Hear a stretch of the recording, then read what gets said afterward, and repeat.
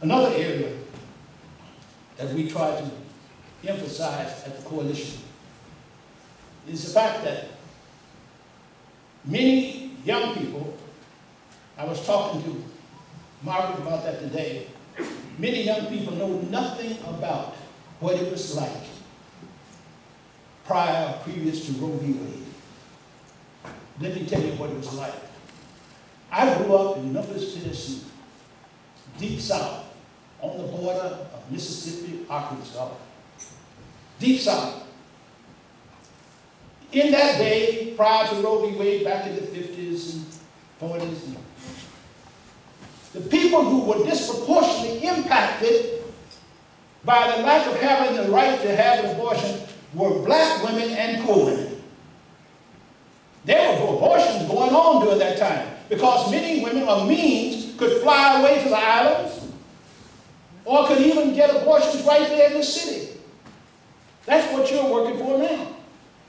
They want to discriminate against poor women. And I'm working with Margaret to make sure that we can make it available to all women.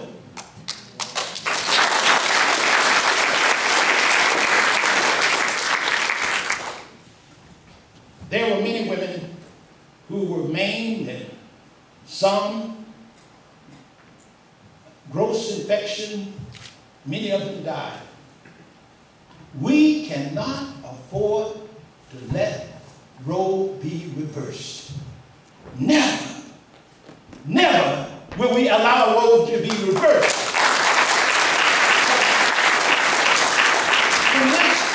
In this time, when you have Chief Justice Robertson, Justice Alito, and others, we are just 1 or 2 votes away from reversing. I'm not going to get political, but I am so happy that the Democratic candidates both are pro-choice. Which one I'm for, I'm not going to tell you. But either one, we know that there's a friend in the White House. Because with the wrong person there, with the Supreme Court, and the legislation that comes down, and let me tell you something about legislation.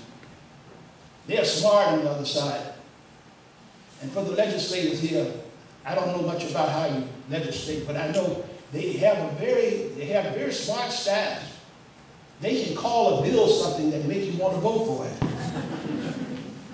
I was up there talking about what was called the child custody bill. That's interesting. Child custody bill. We're going to protect the child because this child, if it's taken across state lines, you go to jail. It makes no difference who it is. Whether it's the grandmother, whether it's the minister, they wanted to fashion it like that. The other bill, when you deal with the parental verification, notification, that's on the surface sounds like a good thing. But the problem with that is this. There are many children who don't have families that they can go to. They don't have parents that they can turn to and explain their need.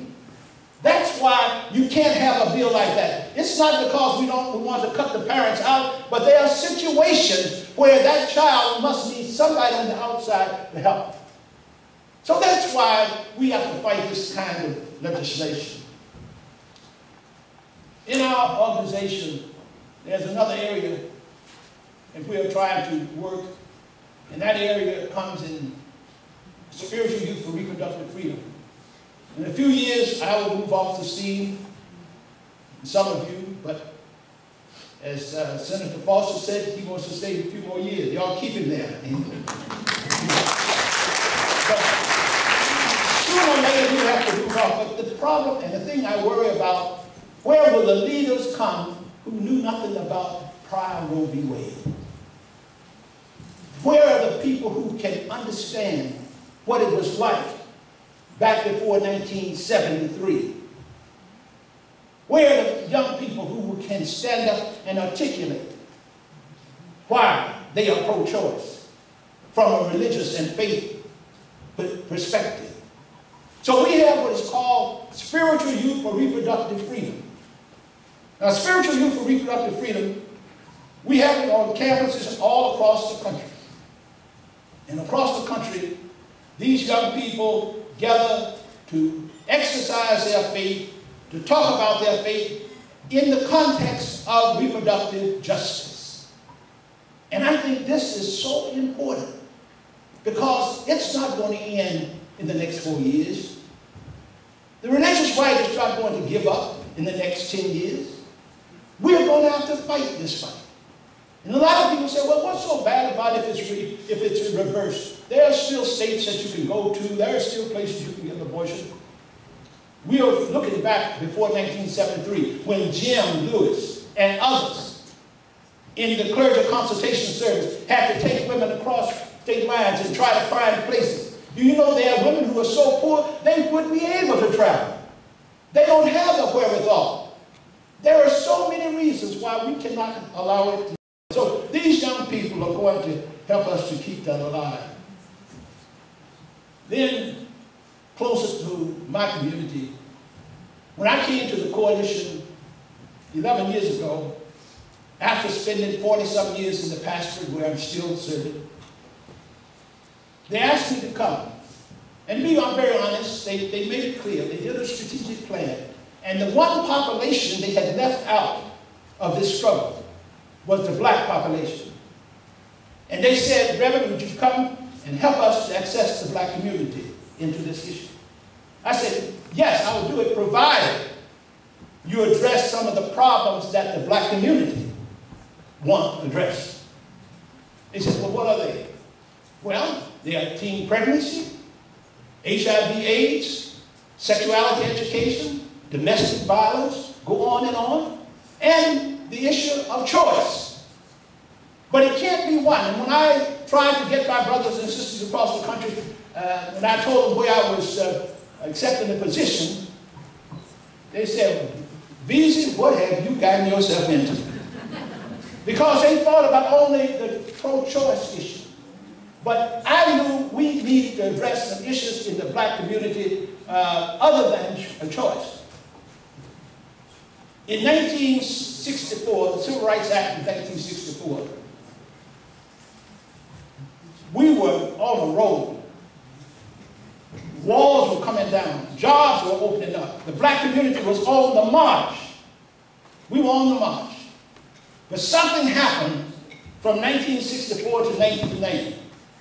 What happened is that teen pregnancy increased by 700%. Think about it. It doesn't take a genius to understand we have dysfunctional families. When you have a rate of 700% increase, it was fueling the criminal justice system. It was fueling the drug culture. Our young women and young men were going to jail. And that reminds me, when I travel around and people ask me, said, you are pro-choice, you believe in abortion. I said, well, we won't put it that simply. I believe in a woman's right to choose. I said, but you know, it's interesting how the religious right and those who are anti-choice are so interested in the fetus. They are interested in the fetus. And they will do anything to get the child here. But once the child gets here, then they abort the child.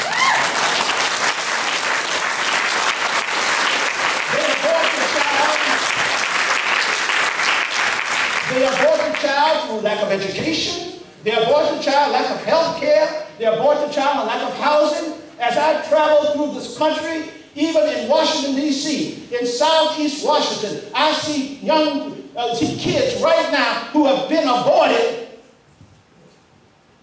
and their future is bleak. When I go to California, in South Central California, kids in South Central aborted. West side of Chicago, aborted. What is it that we want children to come here, and then we do everything we can to make life miserable for them and don't support them in terms of their families?